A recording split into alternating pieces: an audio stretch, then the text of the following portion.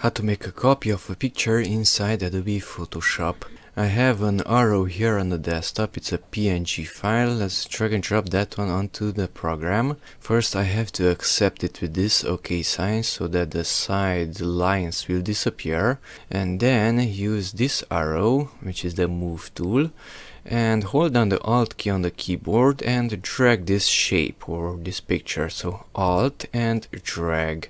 And that created another copy of that picture that shows up here on the right side in the layers tab. You can open and close layers with F7. F7 is opening and closing it. So hold down the Alt key and drag on an image, and that creates a copy. You can use Ctrl+J also. So let's select that one. Press Ctrl+J on the keyboard.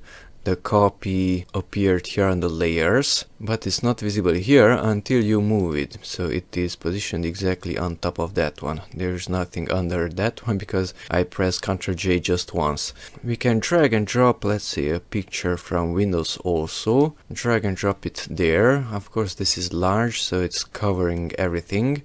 Let's make it a little bit smaller, and you cannot hold down the Alt key and simply drag it because it's not working until you close those X's. So close it with that OK sign, and now hold down the Alt key and drag, and that created a copy. Ctrl+J also created a copy, and now we have more pictures.